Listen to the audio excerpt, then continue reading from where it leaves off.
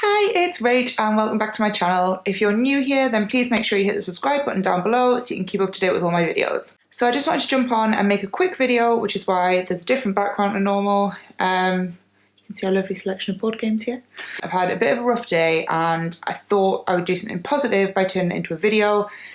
It's going to be a bit of a series. So I wanted to start by telling you about something that happened to us a couple of weeks ago, and then once I've explained what happened, I'll explain why I decided to film this video and hopefully what I'm going to do moving forward. So a couple of weeks ago, James, our son, turned 6 months old. He was shown all the signs of readiness for weaning. So that is obviously being able to sit up unassisted, no tongue reflex. So when you put food in, he wasn't just spitting it straight back out.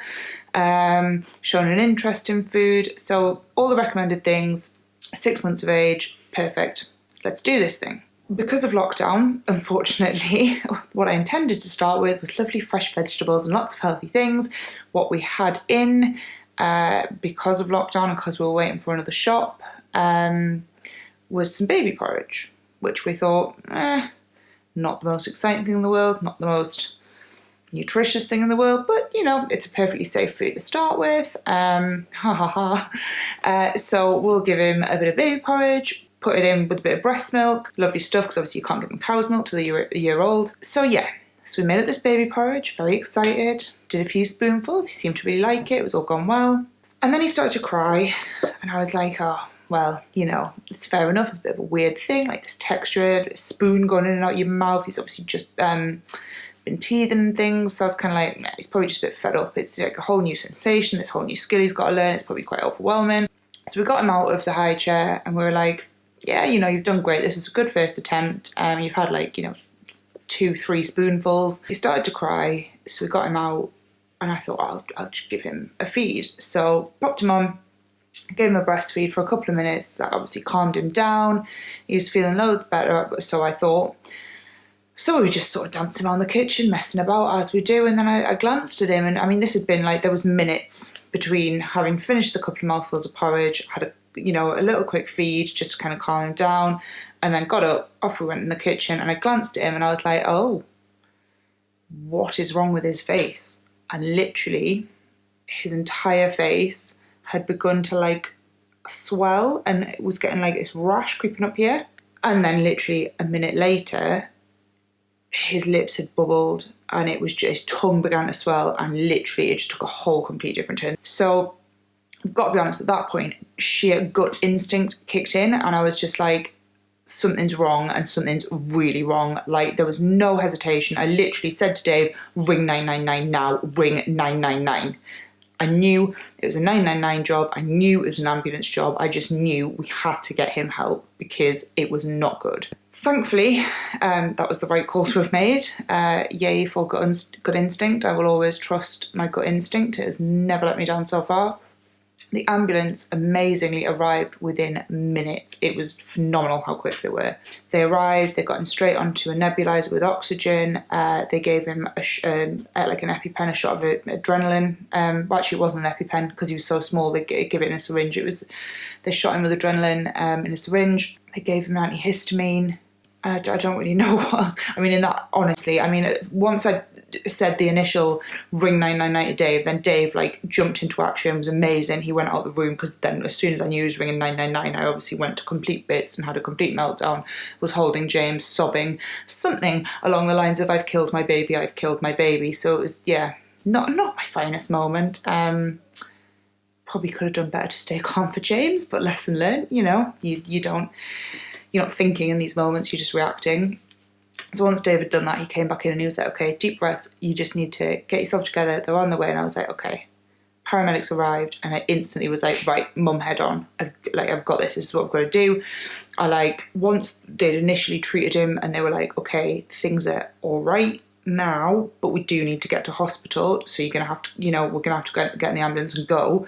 They were like, grab a couple of bits. So I ran upstairs, grabbed the changing bag, ran back downstairs. I'd like grabbed a phone charger. That was all I remember to grab. Was literally like baby things, any baby things I could see. I was like, where's Woody?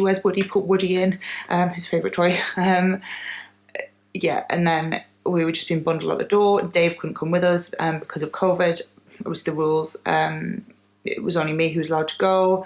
I'd already grabbed my face mask before the paramedics come in, and I'd put that on for obviously their safety. We kind of went still strapped up to the nebulizer and stuff. They were sort of carrying that, and I'm carrying James. He's got his mask strapped on, and he's obviously trying to bat it off his face because he doesn't know what it is, and it's horrible.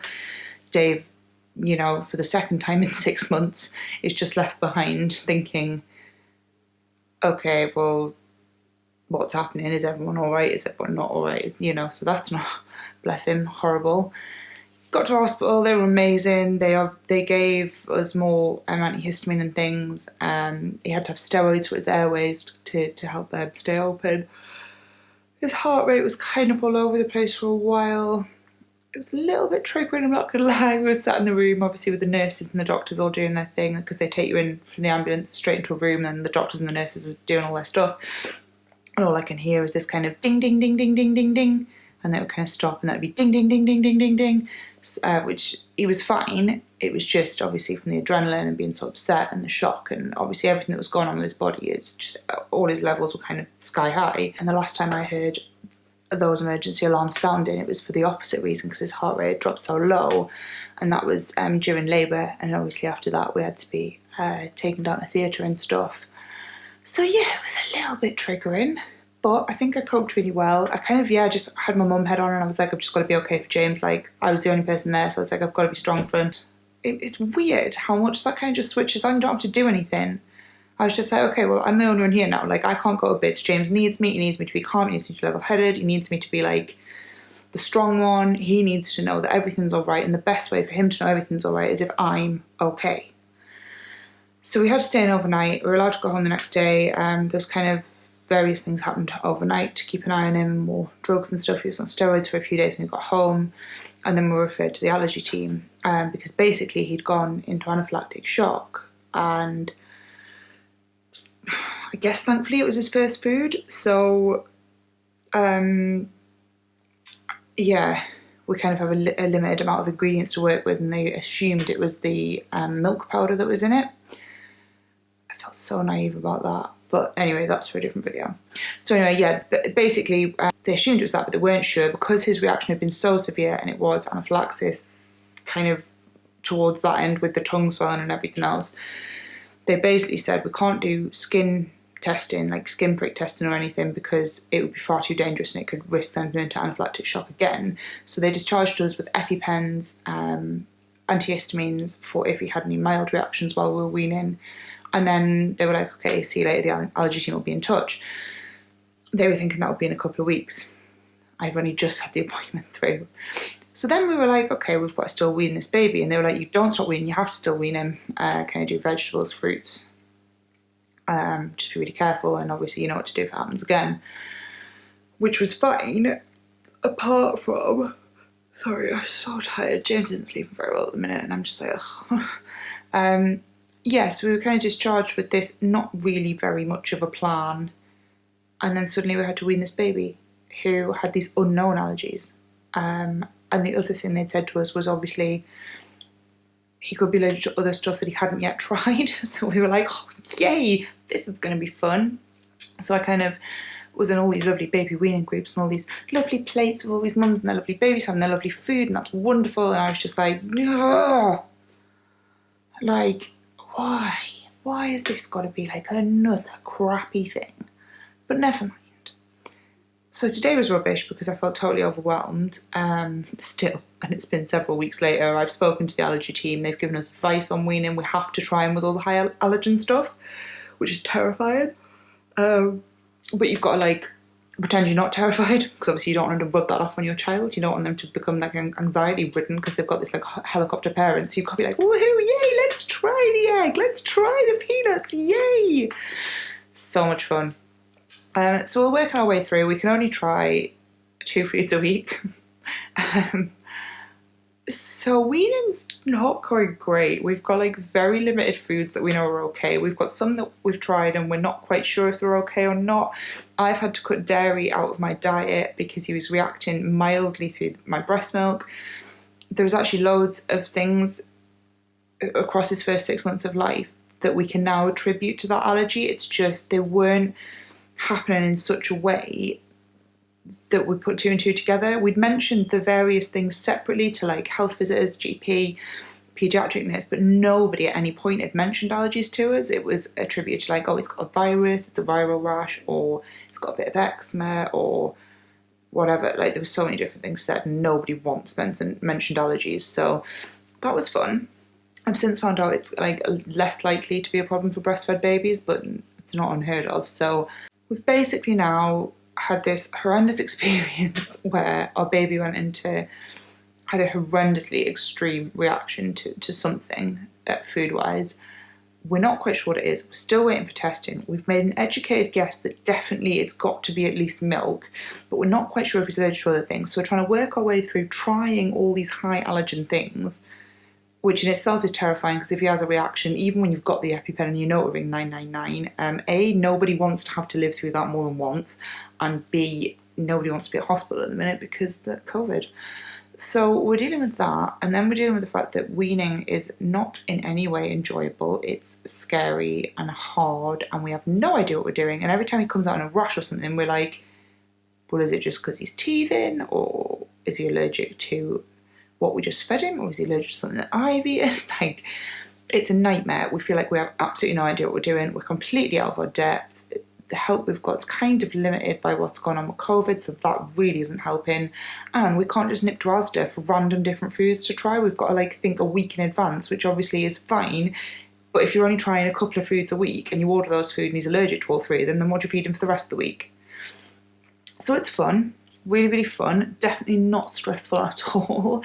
So yeah, I wanted to jump on and make this video because I thought it might be interesting, even just for us, to have this as kind of a way of documenting the experience, and hopefully in a few months we're going to turn around and be like, oh, remember when we were so stressed by that, and look, we've like got it totally handled now. But I also thought it might be helpful to any other parent out there who's gone through this from the beginning. There's loads of help out there that I've seen, like really well-established parents who totally understand allergies and stuff now, which is obviously awesome and really helpful. But I guess I wanted to make a video because I thought, well, maybe there's a parent out there just like me who's like, I have no idea what I'm doing, and this is so scary, and I am so out of my depth and so overwhelmed, and this is a nightmare. And I guess I just wanted to share, I feel like that too, so you're not alone. And yeah, I thought maybe on a weekly basis or something I could just share how it's going and what we've learned and how it is kind of having a baby with allergies. Yeah. So that's why I wanted to make this video.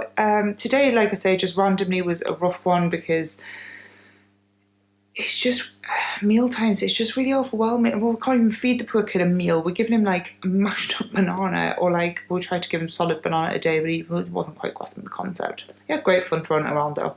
But yeah, sort of try and turn something that was kind of rubbish about the day into something good, make a video. Hopefully some good will come of it, and hopefully it'll be interesting to see how like we grow and progress and the things I learn. Thanks for watching. If you haven't already, make sure you hit the subscribe button down below, and I will see you next time. Bye!